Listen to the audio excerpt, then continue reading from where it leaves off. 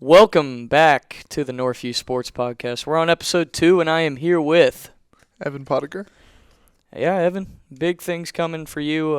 Signed with MTSU the other day, and saw you went to Sub-State in wrestling. Yeah, how we qualified in regionals to move on to Sub-State. How do you feel you're gonna do in Sub-State? Man, I feel like if I just listen to my coaches and do my best, I think I'll do pretty well.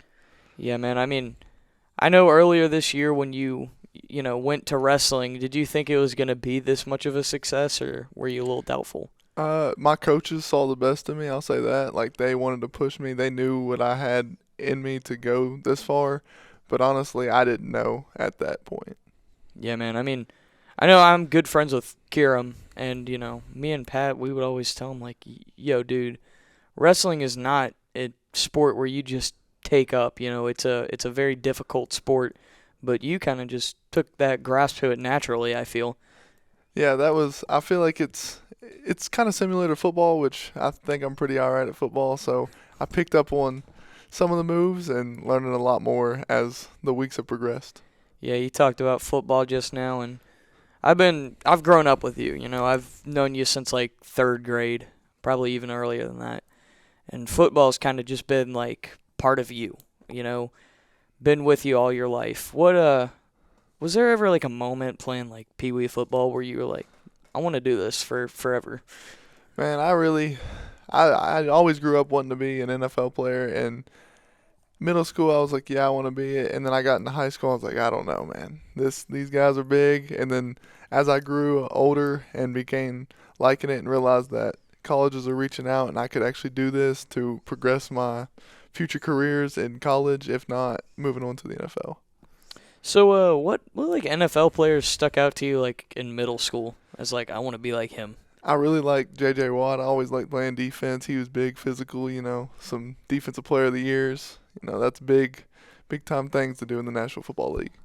See, you're one of the only people that, doesn't pick an offensive player that I know. When I think of like, who I looked up, I always go to like Cam Newton, those guys. Yeah, I mean, recently I've started to play tight ends, the Travis Kelce, the George Kittles, those guys, some Gronk, looking up to those guys is a big inspiration to me.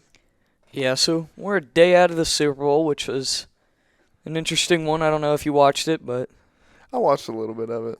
Yeah, kind of just not like what we all wanted, I don't think, Yeah, I mean, I know a lot of people wanted the Lions to win or the Ravens because, Lamar had that spectacular year this year, but we get what we get. Yeah, and I really thought Travis was going to propose last night, and that didn't happen, so. He proposed to run over Andy Reid. Yeah, I know. He got a little heated on the sideline. You ever gotten heated like that on a sideline at one of your coaches? I told a story at my signing about how it was my freshman year. I was coming off the field, my first ever JV game. I was mad. Something had happened, and Coach Green was looking at me, and he's like, man, just stop looking at me like you want to eat me. And that kind of stuck with me through my high school years. Yeah, Coach Green and a lot of the coaches, Northview's really kind of thriving right now. As, we look at like this year when it comes to football, had the best year. What do you think next year for Northview is going to be like? I know you won't be a part of it, but what do you think they have to look forward to?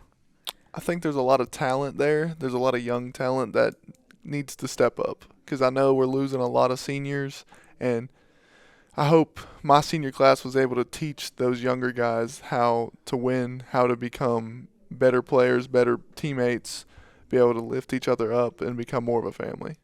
Yeah, I really think that's kind of like the beauty of, high school sports is, it's a constant revolving door of guys, and that can make for a difficult, time for the coaching staffs, but in a way, you only got 4 years to prove yourself, and you got 4 years to, create a culture, and I feel like our seniors really did a great job of that. Yeah, I think we bought in really well this year. I mean, I know we didn't get the outcome we wanted, but we did move our program into another stage that it's never been in. So hopefully these younger guys will buy in as much as we did to progress the winning around here. So that game against Gibbs, was that your first ever playoff game in high school? It was, yeah. And I mean, I wouldn't want to say the moment was too big for some of us, but I feel like some of us were really anxious because we've never been in that situation. I mean, I was at that game, and that was a heck of an environment. I mean, really, it was. I know that Gibbs Field, the strobe lights and all that, but that game was great. Yeah. I mean, really, looking back on it, there were some mistakes on Northview's end, but at the end of the day, what a storybook, ending to the season it was. Yeah, it was. I mean, it was just, I think we thought we won too early in that game. I'm going to be honest with you, because I even thought it at one point. I was like, we're up big. All we got to do is continue to run the ball very well, because I believe we did that. And then they brought out their fast-paced offense, which kind of stumped our defense a little bit. But then that fumble for the return for the touchdown really flipped the momentum in that game. Yeah. Well, Northview, that chapter in your book's ending. Now you go on to MTSU. What does that challenge look like for you? How do you get your mind around, I'm going to be playing college football at such a high level right now? I mean, my coaches keep on saying how it's going to be so much faster than high school. But I believe if I just get in there, put my head down and work, I'll be able to progress in my ability. And I believe the coaching staff at MTSU will get me to the best of what they can get out of me. So I know that you've said you haven't. Have you met them in person yet? I have. I went up there about 2 weeks ago, and they had just got there as well. It's a whole new coaching staff, and I really enjoyed what offense they're going to be running, which is more of like 11, 12 personnel with 2 tight ends or an H-back, which allows me to play many different positions and give me more opportunities to play there. That's awesome. So you're going to have a very versatile role. You're going to be everywhere. Yes, sir. That's awesome. I mean, knowing you, there's a lot of guys that if you play football from kindergarten on, a lot of people don't adjust to, from elementary to middle school. You know what I mean? Yeah. And you are such an adaptable athlete, I feel. You just adapt to every change that there is. Yeah, I really think I showed that whenever we got this whole new coaching staff, just being able to I feel like I pick up on stuff in football really easily, as well as many other guys that they just haven't progressed in their ability to show it on the field yet. But I feel like with the coaching change, going into my junior year, it allowed me to open up my offense abilities with Coach Anderson. Yeah, I mean, you said it. You pick up on things really easily. And I was just kind of wondering, I lost my train of thought there. You really are like a very smart person. And how much do you think like taking honors, AP, what does that help on the football field, if any? I feel like if you have teachers that are going to push you as well as coaches that are going to push you, it allows you to just be able to put 2 and 2 together. And if you're pushed all day and you're not like taking regular classes, and then you get coaches that are really expecting a lot out of you, and you can't perform the way you want to perform if you're not adaptive to your surroundings. So when you look at MTSU's schedule next year, there any circles that you got on there? My biggest thing for MTSU next year is I want to be able to make the bus, travel with the team, enjoy my first year, hopefully to get a little bit of playing time. But I noticed that we play a big SEC school in Ole Miss, and I feel like that's going to be an amazing environment to play in, as well as a couple others like Duke. I'm pretty sure we play Memphis. And then you're looking at like some Tennessee Tech. Tennessee Tech is a close school nearby, which I'm sure they're not looking forward to it because MTSU is a kind of a bigger school. And then we move into the regular season undefeated Liberty, that went into a great bowl game against Oregon, but you see where they're kind of lacking in their ability to play bigger opponents, but still an undefeated season is still very impressive. So, when you look at the schedule and you see, a big SEC team, Memphis, all these great teams, you got to get a little excited. Yeah, I mean, those stadiums are going to be amazing, and I know the talent's going to be through the roof whenever we go play at somewhere like that. But I think it gives me and my team as well as to show that you don't have to go to a big university to be a good player. Yeah, I mean that really is the whole point of why smaller colleges will want to go face them. It's for those guys to show that they can hang with those guys. I know last year when you watched college football games, Appalachian State almost ruined North Carolina's undefeated season. And sure, they're not as big, but when you get a good rivalry going, things can get crazy down there. Yeah, I mean, everybody can have a bad game. If you're I know these big schools think it's no, we're gonna beat them easy, stuff like that. But you never know. Like you said with Appalachian State, you've never really.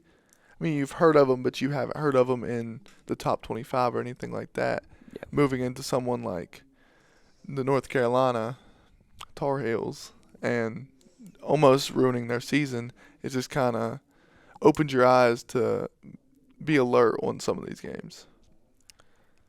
I know, the committee, I know they're moving to the 12 team. What do you think about that?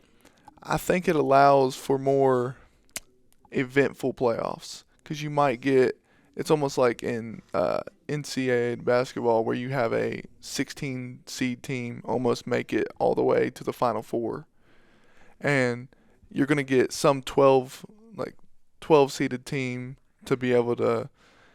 It depends really. I mean, we've seen some snubs like FSU last year, undefeated season. I mean, yes, they went into the bowl game and lost pretty bad to Georgia, but you see a one-loss Texas getting in the playoffs and not them. But it just allows them to almost get their revenge on some of their previous games during the season. Yeah, I think last year was just the perfect example of why a 4-team playoff was just not a good idea. And when you watch it and you see, FSU getting snubbed, I mean, quite frankly, even Georgia. Georgia only one loss on the year, and they're not a playoff team, Yeah. It's a weird mix of, they deserve to have the fight, and I love how they're doing that next year. Yeah. I mean, I feel like it'll allow more teams that have never been there to get more comfortable in the playoffs because you look at Washington that hasn't been to a playoffs in Lord knows how long, and they get up there, and they're playing in the biggest stage. And not to, point out anything, but Michael Penix was a Heisman candidate, and I don't feel like he looked the best in the biggest moments of the national championship, on top of Michigan's run game that they really could not stop at all. But that just allows teams like that to be able to become more, allows them to see what that environment's like besides the one in every 10 years that they go. See, this is why I like talking to you, Evan, because you can really read a football game really easily, And that's a talent that a lot of people, don't really have. And I believe that helps to have going into, the college football level. I feel like watching film is a big thing. I mean, if you are able to read and react quicker, even if it's a millisecond quicker, to be able to stop what they're doing, it just gives you a little bit of an advantage on the other team, which that's all you need really to win football games. Yeah, I mean, I as a sports commentator and doing broadcasts for basketball games, it's easy to read something from up here. Being down there in that moment, how difficult is that? I mean, I feel like I'm really smart on the field and I'm able to read stuff, but sometimes you can't read it and you just have to play off your natural ability, which almost allows you to just feel your instincts. I feel like I have really good instincts through football just due to me being able to play this long. I believe I'm on my 12th year, so it's kind of built into me at this point. I know that you and Richard, a couple months back, you guys play at like a All-Star game? Yeah, we went to the East and West All-Star game, and we played at the Austin Peay State University, which is amazing field, amazing practice facility. It was really amazing. We went down there on a Tuesday. We got our checked in. We got our first practice in, and we were playing some big name people that were headed to some big name schools. Like I know we had a tight end on my team that was committed to Liberty. I had a guy that was committed to Wisconsin to play D-line. Like there was some. I feel like it showed us that we're not just two kids from Northview, and we're able to explore our options and play with people at that high level. Did you feel like during that game that you were like, I can hang with these guys? Yeah, I mean, I was kind of shocked at first because their whole offensive line were 6'5" plus. Some of them were 6'7", 300 pounds. But I feel like if you stick to your fundamentals and you stick to what you know, it's going to give your best opportunity to beat that guy. This football season, I kind of traveled to different games just to watch, and that was a cool experience. In your 4 years, like, what has been like the coolest high school you've played at? Coolest high school experience? Probably either that Gibbs game from the playoffs, because they were just, you knew they liked their football there. Their community came out. They supported them very well, and it was kind of a surreal environment. But another one that I really think that they take football way more serious than anything else would be Alcoa. Their fans, their families, everybody that's there they know what Alcoa football is about. Yeah, I mean it's that their skill. It's crazy watching how good they are. Yeah, we played Alcoa 3 years in my high school career, my freshman, sophomore, and junior season, and I feel like, as me talking, they were very well rounded as a whole. They didn't have many pieces in their offense or defense that you could pick apart, and I feel like gives me the best opportunity to see what college is like, because you're getting the best of the best. Yes, you might have guys that aren't as big as you, but they're going to be faster. And you might have a guy that's really big, but you might be faster than him. So you just see that everybody is great in college. So what exactly, do you remember who won the state championship this year? The 4A state championship? Yeah. I'm pretty sure it was Pearl Con, which we played against a couple kids in that All-Star game that were from there, and they were very good. So, in your opinion, like, what does it take to win, like, a state championship? Like, how? Obviously, you need the talent, but then most importantly, you need every guy on that team to buy in to the coaching staff, to each other. You need to be able to bond with each other, and not everything's going to go right. I'm just going to let you know that. If you ever think about playing football, be ready to go through challenges, persevere through stuff. And I feel like the best team that handles adversity is the team that's going to win. See, we didn't handle adversity well whenever we played Gibbs, whenever they took that touchdown back, which kind of everybody was hanging their heads. And I feel like you can't do that in football. If you do that, then you've already beat yourself.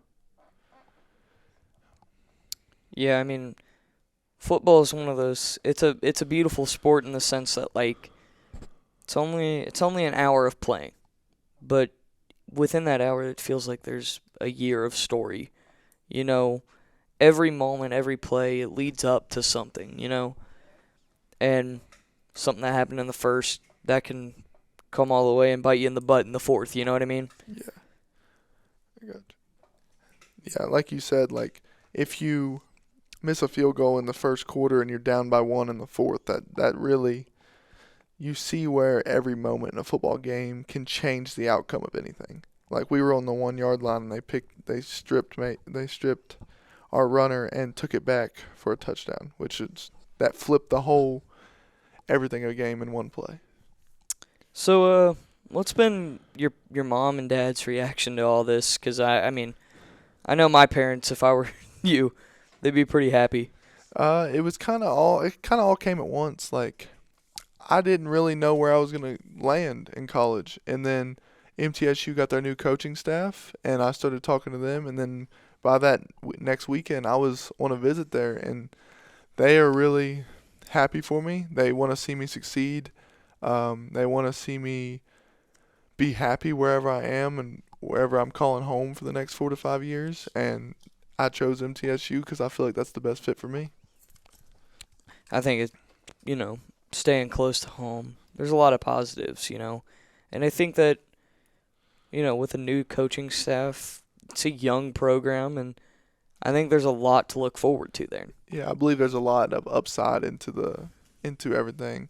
They're building new dorms for the athletes, which is going to be where I'm going to be staying, hopefully, for 4 years. And I believe I'm going to buy into that what they're telling me to be able to produce the best athlete I can be. So, from, like I said, being the commentator, from my perspective, seems like last 2 seasons of Northview football, there's been sort of a culture change. Yeah, I believe people started to question what Northview was at the beginning of my high school career, and they even questioned it my junior year whenever Coach Anderson first got here. Yes, we had got people coming out that were curious, wanted to know what was going on up in Northview. But I feel like my senior year, we had much more support. I mean, you could probably tell those stands were a lot more full this year than they were previously. And it showed that people enjoyed watching us win. Yeah, I remember I know the Carter game, which was, sad game, first loss on the season, but I think I remember hearing that was like the highest attendance game in Northview history. And it meant something, It kind of just showed like, wow, our program's really moving forward. It's taken a step in the right direction, and 8-0 to start off, right? 7-0. 6-0, I believe. Yeah, 6-0 was really surreal. I think you need to stay level-headed whenever you're up that big. It's almost like gambling. You need to know when to back out. And I feel like some of us went into that game thinking, "Oh, we're already undefeated. We're gonna win this game easy." But even though we had a close game with Seymour, which went 0-10, so I knew where our weaknesses were and what we needed to work on the most. And some people didn't realize that. Yeah, I remember I was at that Seymour game, and I was like, "What's going on, guys? We're undefeated. They haven't won yet. Why are we so close to them?" And I think that goes, that's one of those, any given Sunday, any given Friday night light, anything can happen, and you have to be on your A game every snap of the ball, or else you're gonna get, taken advantage of by a team that might not be as great as you are. Exactly. Yep. But yeah, I do agree that Coach Anderson really put a spark in this culture, and it's made me and a lot of other people say, "Oh, there's a Northview game tonight, can't miss it," and exactly. I think it really opened up the opportunity for our broadcasting team to be able to enjoy what they're doing and not just be like, "Oh, we're commentating for Northview." It allows you guys to get excited and be more into the games. Yeah, I mean, when it comes to basketball, as a commentator, it's so much easier to commentate on a close game than it is a blowout, And I think right now we're not really seeing that much from Northview. We're seeing them put up fights. We're seeing close games in football. It's been awesome this year. Yeah, we definitely had some adversity this year. We had some pretty good games, and we had that game that we had the rain delay until 11:30 at night, which I was there. Which I applaud all the people that stayed. I appreciate that. That game was the Minion Night. Yeah. And I had friends who painted their face yellow, and they were sitting out in the rain, and what a horrifying image that was, with yellow Minion makeup running down their face. But yeah, that game against Volunteer, we played great. I mean, Yeah, I believe that was probably one of our best games because everybody was ready to go home, and we'd waited there for a while, but we came out, we did what needed to be done, and we got home safe. well, wasn't it like a thing where it was like, oh, we can't skip this game because it's like it was a district game, so there was like urgency to get that game played. Exactly, because they would have had to reschedule it or something like that. They really didn't want to do that, so it's all right. Then you got like a game like the Pigeon Forge game. What was that like? I know that's kind of been our biggest rival in football for. It was kind of amazing. We knew what they were gonna do. I think we got a good game plan for them, and then of course, Richard had one of the best games I've ever seen someone have, with like 17 tackles, 6 or 7 tackles for loss, a fumble recovery for a touchdown. That's kind of an amazing stat line for a DN that's only been playing for 2 years. I know that every time somebody mentions Richard, I just can't believe he's only played football for 2 years. Yeah. It really is so shocking.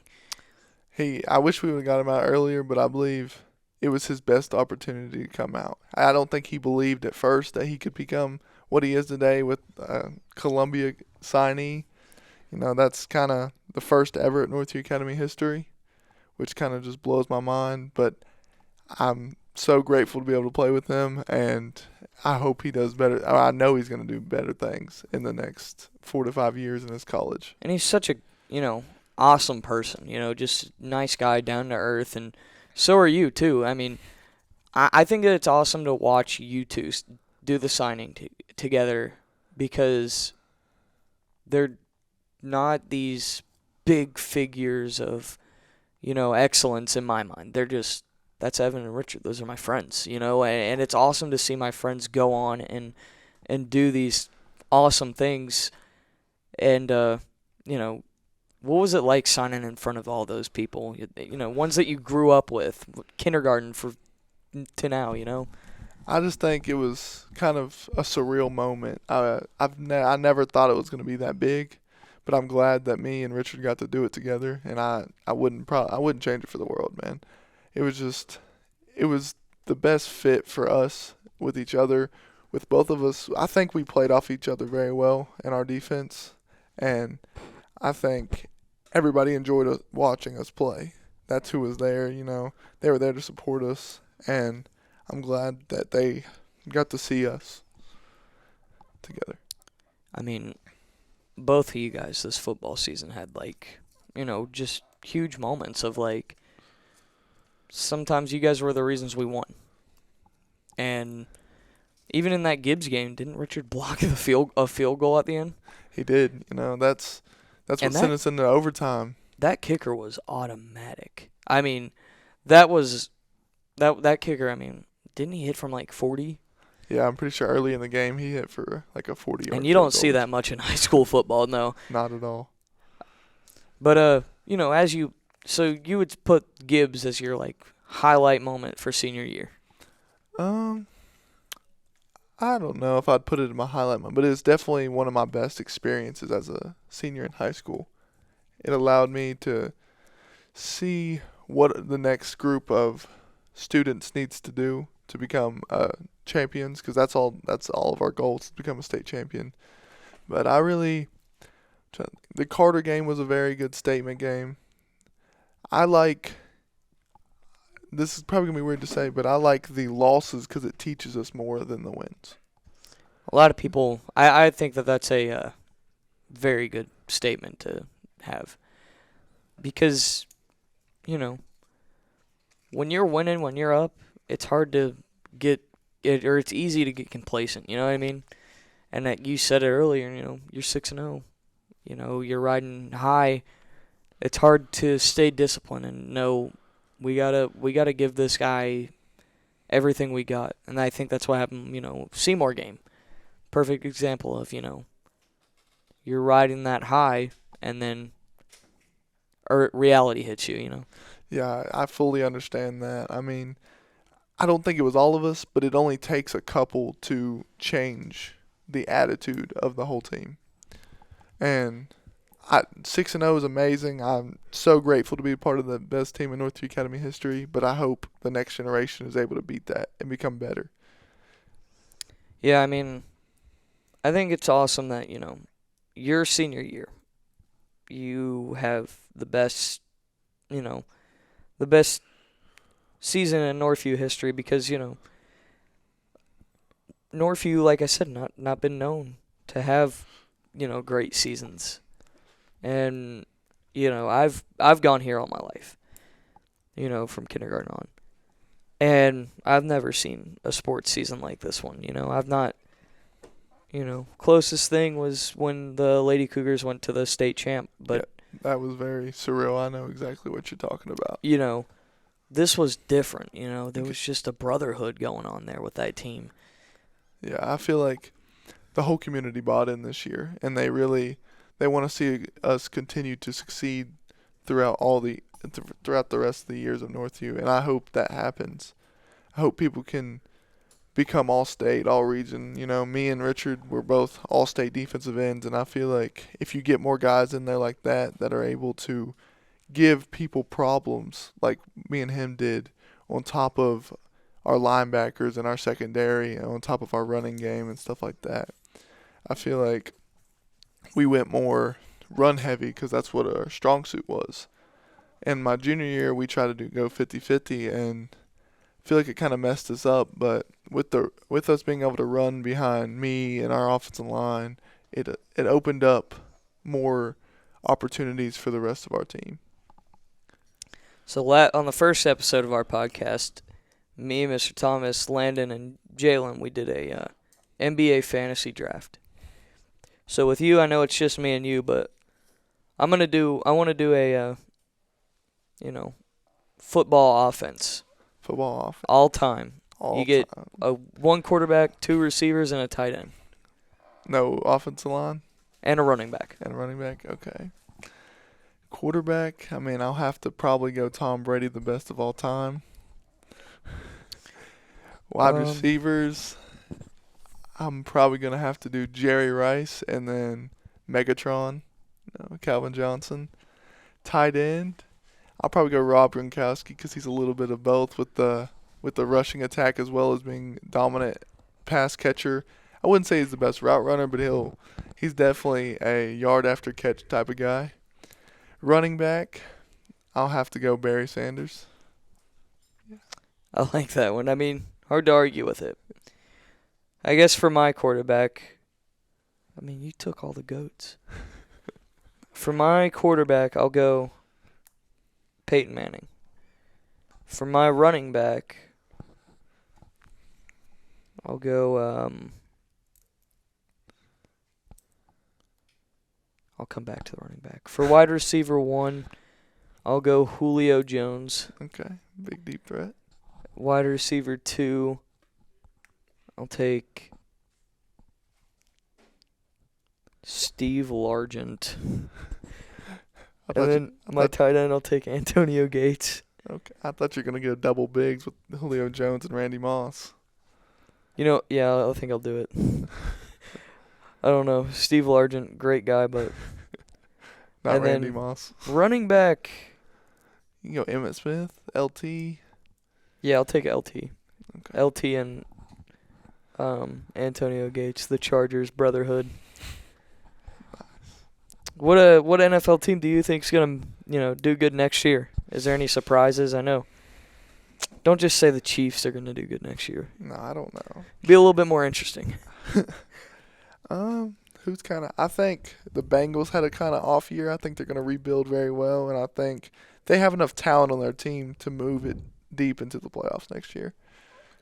I don't like hearing that. I'm a Browns guy, but you're probably right. I mean, I actually I went to see a Bengals-Browns game, and that was at the end of the season, and the Browns have clinched the playoffs, so they kind of just rested all their starters. I got to see Jeff Driscoll ball out.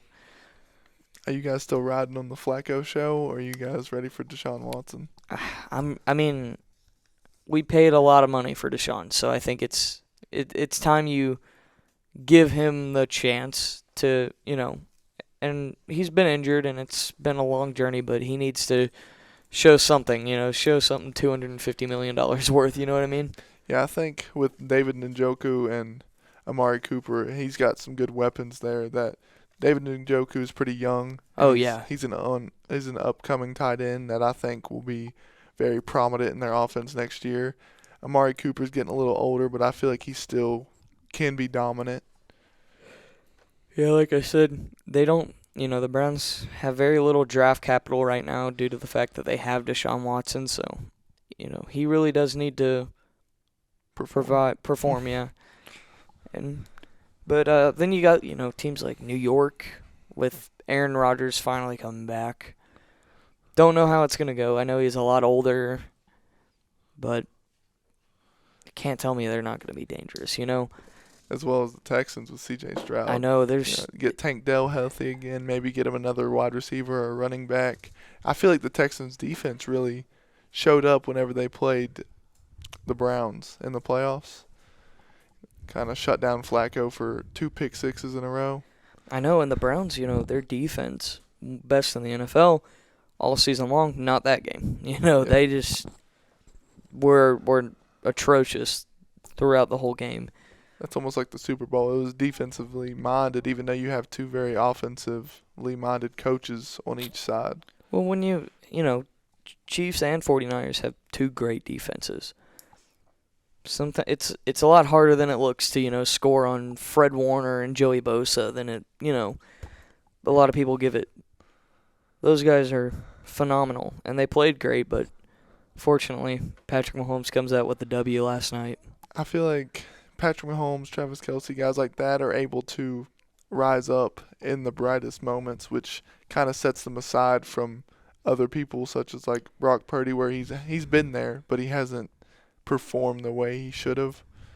But I feel like that sets them apart as champions. Well, man, you going in playing college football, you're going to be faced with those moments where you have to rise up, and I can tell by, knowing you for as long as I have that, you're the guy to do it. Yeah, I feel like there was a lot of moments in our in some of the games that we've played this year that I was able to make big plays and big moments, and I feel like that's what big players do. Yeah, I mean, like I said, everybody who knows you and has gone to school with you, we all are extremely proud, and we really can't wait to watch, you play. I know for a fact that, I'll be watching MTSU games next year and Columbia games next year, so. Yeah. I mean, I thank everybody that's came along with me on this journey. Like, people might think I'm this big scary guy that's just walking down the hallways, but you can come up and talk to me. I mean, I'm nice. Me and Richard are nice. We're not these stuck-up guys that think we're better than everybody, but because we know we put on our pants the same as everybody else that's in here. Yeah, I mean, like I said, you're, almost 7 feet tall. Not really, but, you're tall. I'm like 5 foot nothing, but I've had every math class with you. I know what it's like to me and you be like, dude, this Miss Anderson test is not going to go good. Me and you both in that same boat together, Exactly. So, just knowing you and having that relationship of like, oh, I've played Fortnite with this guy, so, I mean, I feel like once, you don't really know a person until you play Fortnite with them. Exactly. Like, I just want everybody to know that I'm not going to be mean to you. I'm not going to be, because I know some people are like, oh, he's big, he looks scary, stuff like that. But if you ever want to come up and talk to me, I'll talk to you. It's nothing big. Well, thank you for joining us on the podcast, Evan. Really appreciate it. Had a wonderful conversations. Appreciate you having me. All right, everybody. We will be back with some more Northview Sports Podcasts in the near future, and we're going to root Evan on at MTSU in the fall. Thank you.